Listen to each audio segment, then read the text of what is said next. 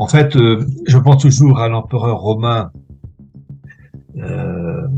Octave, Auguste, quand il est mort, et sur son lit de mort, il a prononcé la phrase Acta fabula est, la comédie est terminée. C'est-à-dire que, en fait, ce qu'on vit aujourd'hui, c'est une immense pièce de théâtre, où on a eu des oppositions, des bagarres au sein de ces différentes factions, mais tout ça, ça fait partie de l'ensemble du mal. C'est un mal mais avec des factions qui s'opposent, qui se tirent dans les pattes. Et en fait, c'est ce que j'ai dit tout à l'heure, le dernier bastion de la résistance au mondialisme, c'était l'Église. Et depuis Vatican II, elle est éclipsée. J'ai bien dit éclipsée, c'est la formule utilisée par la Sainte Vierge de la Salette.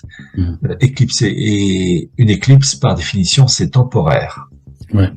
Donc, à un moment donné, il va voir dans quelques semaines, quelques mois, dans peu de temps, quelques années, disons la décennie 2020-2030, soit il gagne, soit on gagne.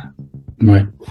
Donc, je pense que qu'est-ce qui est intéressant, c'est que la tradition primordiale, le pérennialisme, qu'est-ce qui est intéressant, c'est qu'est-ce que Guénon avait proposé, même c'est quelque chose qui a été proposé avant lui.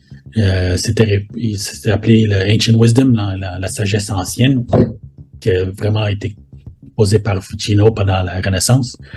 C'est que c'est vrai. D'une façon, c'est vrai. Parce que la Kabbale a infiltré le judaïsme, elle a infiltré la christianité et créé le gnostisme, elle a infiltré l'islam et ça a créé le soufisme. Pas tout le soufisme, mais la plupart. On pourrait peut-être même proposer que la même tradition a infiltré le bouddhisme et l'hindouisme, qui a créé le bouddhisme de Tibet et aussi la tantra. Alors, ça veut dire que le satanisme s'est caché souvent dans des versions ésotériques de toutes les religions exotériques. Alors, quand il parle d'avancer la tradition, de proposer qu'on peut chercher une vérité partagée par toutes les religions, c'est vrai. Mais la réalité, c'est que c'est un satanisme déguisé. Un satanisme qui rejette l'incarnation.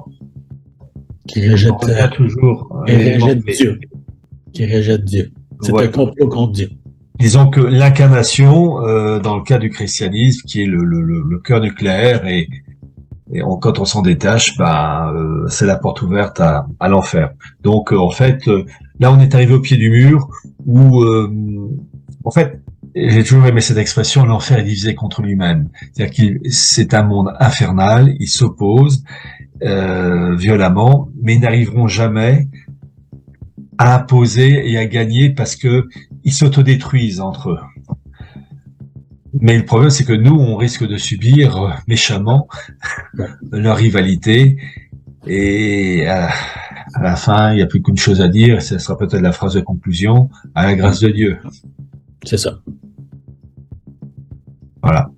On est d'accord là-dessus.